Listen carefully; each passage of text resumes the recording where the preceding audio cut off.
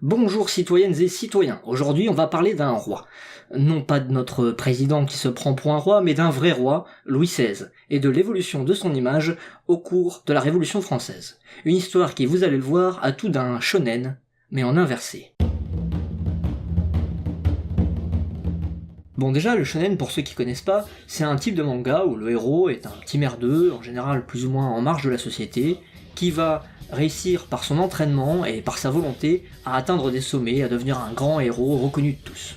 Louis XVI, lui, c'est un peu l'inverse, puisque, à la veille de la Révolution, c'est le chef d'un des pays les plus puissants du monde, la France. Et pas n'importe laquelle. La France De Louis XVI. Le roi a une aura sacrée. Il est censé tenir son pouvoir directement de Dieu lui-même, ce qui est quand même plutôt badass, il faut l'avouer. Bon après, faut préciser que la comparaison avec le shonen, je la fais parce que je parle de l'image de Louis XVI. Parce que si en apparence il est au top, son pouvoir est plus fragile que ce qu'il imagine. En effet, le pays est ruiné, notamment par cette guerre d'indépendance américaine, mais aussi parce que le climat de l'année 1788 a été particulièrement mauvais, ce qui a rendu les récoltes déplorables. Et forcément, pas de récolte, pas de bouffe, ça entraîne des émeutes de la faim. En plus de ça, on a les bourgeois qui commencent à se dire que bon, quand même, ils rapportent pas mal de pognon au royaume, alors peut-être qu'ils pourraient eux aussi participer aux affaires de l'État, ça pourrait être sympa quand même. En bref, toutes les conditions sont réunies pour des changements radicaux dans le royaume. On avance un peu dans le temps, il se passe tout un tas de choses, réunion des états généraux, serment du jeu de paume, prise de la Bastille, etc. Bon, je vais pas revenir là-dessus. Il y a Histony qui a fait une excellente série de vidéos où il revient en détail sur toute la Révolution française, je vous conseille d'aller voir ça si vous êtes intéressé. Il reste que même après tout ça, même après avoir été ramené à Paris par les Parisiennes en colère, en octobre 1789, le roi reste assez populaire. On voit en lui le père bienveillant de la nation. On accuse la cour, les nobles, la reine pour tous les problèmes du pays, mais pas le roi. Le roi, on lui fait confiance, c'est un peu notre papa à tous. Ainsi, cette petite estampe raconte une anecdote, où le roi se promène sur les Champs-Élysées avec quelques courtisans. Quand soudain, un enfant qui balaye l'avenue lui demande un petit salaire pour son travail.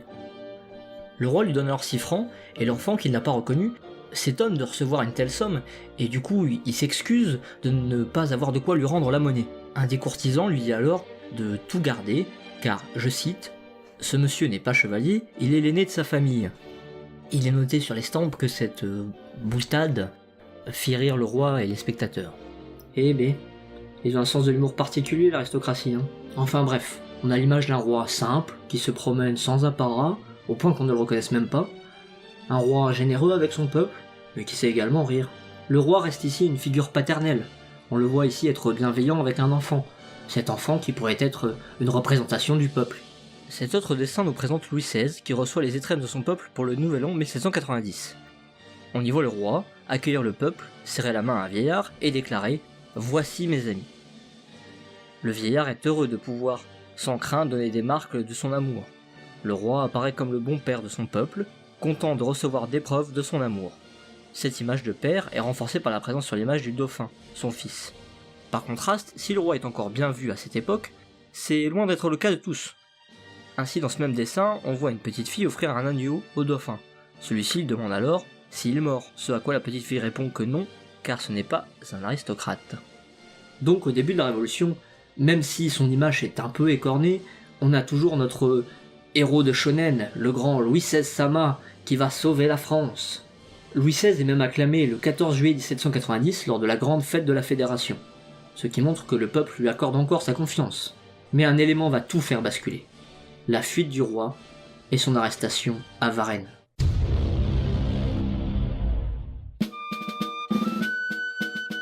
Le roi se sent prisonnier à Paris. Il a l'impression qu'on le prive de ses pouvoirs. C'est pour ça qu'il va tenter de fuir vers Montmédy, pour rejoindre le marquis de Bouillé et son armée. Mais le roi est reconnu, puis arrêté à Varennes. On le ramène donc à Paris. Le peuple vit ça comme une véritable trahison. L'Assemblée tente bien de camoufler ça comme une tentative d'enlèvement, mais personne n'est vraiment dupe. Cet événement va énormément inspirer les caricaturistes de l'époque. Cette première caricature présente la reine Marie-Antoinette, qui porte sur son dos Louis XVI et le dauphin.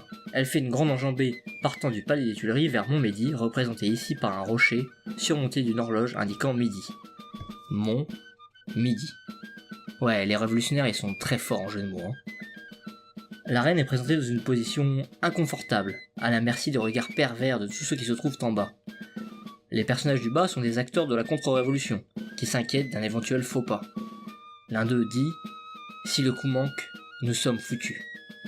Le roi est infantilisé, il est montré comme indécis, avec le doigt dans la bouche.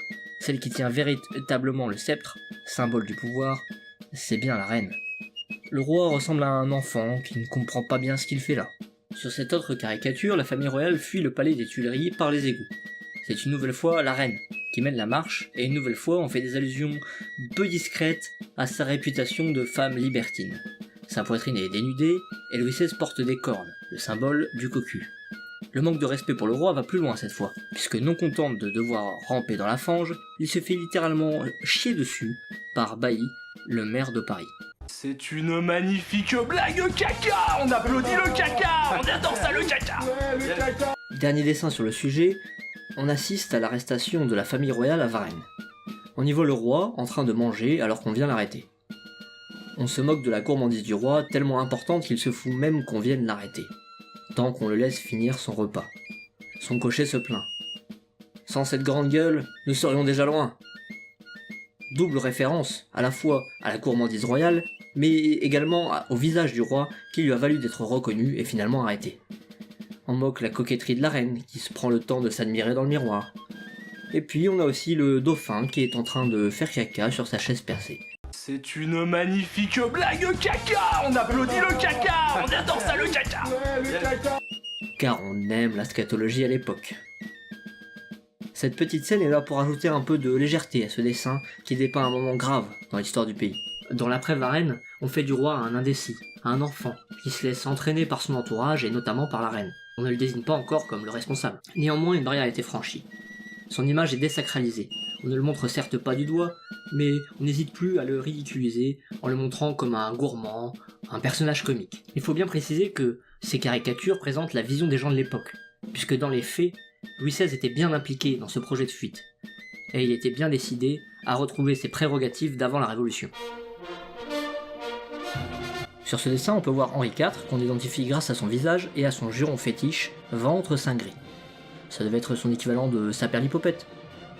Il est revêtu de tous les attributs de la royauté respectée, le ruban, l'armure, la collerette, l'épée. Et en face, on a Louis XVI, représenté au cochon, avec des oreilles d'âne. Il est coincé dans un tonneau, d'où sort un robinet qui donne sur un pot de chambre. Et oui, vous l'avez deviné, c'est encore une magnifique blague caca. On applaudit le caca. On adore ça le caca. Ouais, le caca. Henri IV, l'image du roi bien-aimé, très populaire à l'époque, ne peut que constater la décadence de son descendant. On voit ici un paysan qui emmène le roi sous forme de cochon. Le paysan dit « Ah, le maudit animal, il m'a tant peiné pour s'engraisser, il est si gras qu'il en est ladre. Je reviens du marché, je ne sais plus qu'en faire. » Ici, on pousse la gourmandise du roi à l'extrême. Il est représenté en cochon. On comprend qu'il s'est engraissé sur le dos du paysan, sous-entendu du peuple.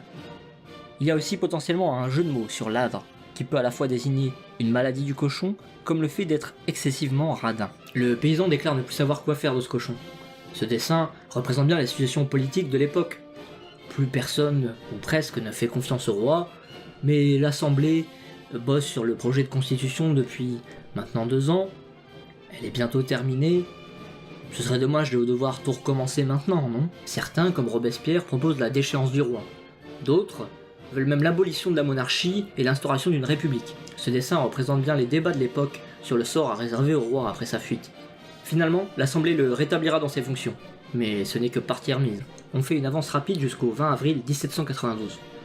La France déclare la guerre à l'empereur d'Autriche, qui est allié à la Prusse. Les armées françaises sont désorganisées par les nombreux officiers nobles qui ont fui la Révolution, et elles se font rouler dessus. Ça fait bien les affaires de notre Louis XVI, qui compte sur une défaite française pour que les armées prussiennes et autrichiennes viennent régler leur compte aux vilains révolutionnaires qui font rien qu'à être méchants avec lui. Sauf qu'à ce moment-là, le duc de Brunswick publie une déclaration, dans laquelle il dit que le peuple français doit se soumettre à son roi, et que s'il lui est fait le moindre mal à lui ou à n'importe quel membre de la famille royale, ça va être une véritable boucherie. Bon alors imaginez un peu, vous êtes en guerre contre des types qui sont en train d'envahir votre pays.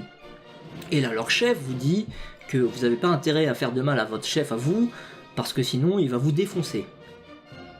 Ça sent un peu la trahison quand même, non? Bon bah du coup, révolte? Du coup, le peuple prend d'assaut le palais des Tuileries.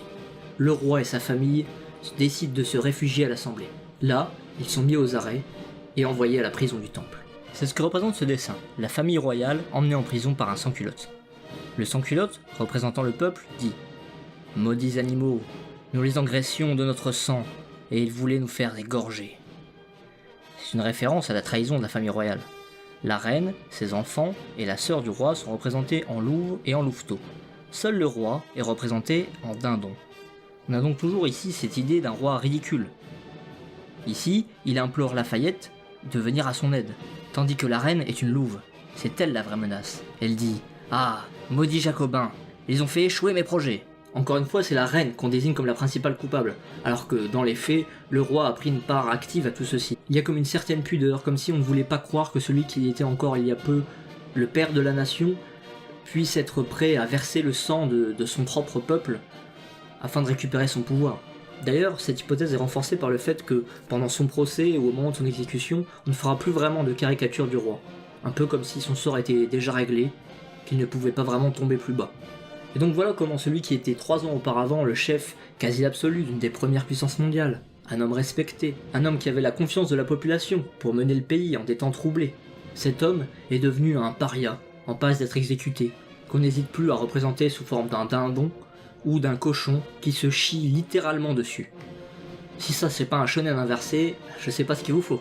Voilà, cette vidéo est désormais terminée. Si ça vous a plu, n'hésitez pas à mettre un petit pouce ou à vous abonner. Et puis, à la prochaine. Et d'ici là, n'oubliez pas que l'histoire trouve toujours un chemin.